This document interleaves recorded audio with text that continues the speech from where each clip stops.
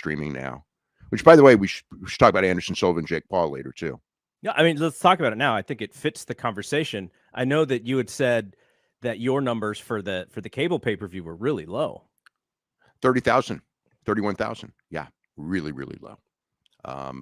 It was down, significantly from the second Woodley fight, and this fight should have been bigger. So, picked up a good friend, by the way, this week. It's people who didn't want, people who were just wanted to point out that Anderson and Jake Paul didn't do nearly as well. Jake Paul said it did terrible, but it did more terrible than Jake Paul said. I guess that's the best way to put it. So he was saying like 200,000 to 300,000. Yes, he was saying 200,000 to 300,000, which he was lamenting and saying was terrible, and thought Halloween week was bad and football season's bad, and kind of saying like, from now on I want to do my big fights in the summer when there's not all this competition.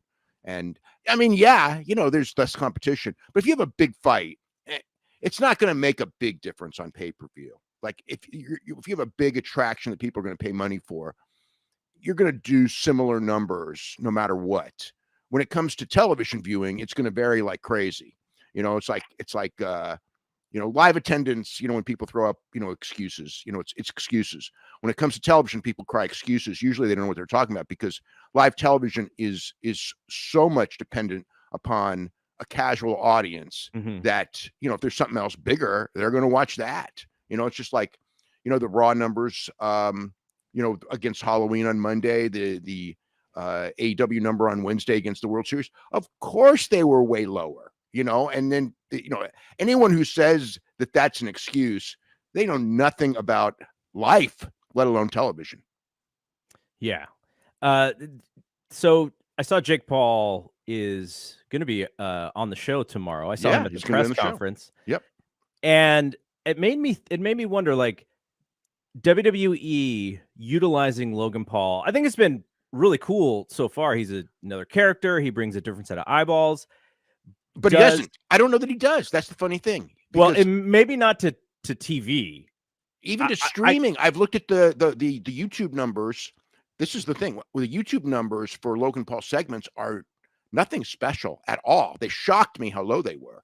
So I don't know, Logan Paul is cool for this show because he's big in Saudi Arabia and he's a celebrity, and that's what they like. They like this stuff there. So, and they're booking shows to please that audience. Yeah. The higher ups, the king and all that, like we're bringing real celebrities in, like they brought in Kane, who really didn't mean much to wrestling fans.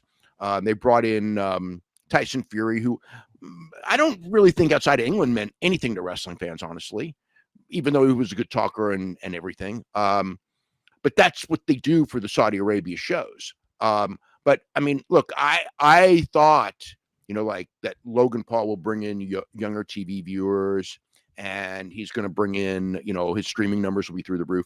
And it did not happen at all. I mean, it's not just that they boo him. I mean, there's a reason they use him, and I'm not saying that they're wrong for using him. They're not, because of what, but it's not what people perceived it would be, and certainly not what I perceived it would be. It didn't. He has an audience. I think that audience may have gone with him and probably did the first time he did it. But it's like all of these type of things. It's like when Rodman was in WCW. His first appearance did well, and then his first match did well. After that, that was it. People had seen the gimmick. The gimmick stuff does not. It can work once. It's like nostalgia. Gimmicks and nostalgia. It can work once, but in the long run, if you keep bringing it back, it's not going to mean anything. It's not like converting those people into fans. It's bringing those fans in, but they're not going to keep doing it. Just like, and the perfect example is Jake Paul and Anderson Silva.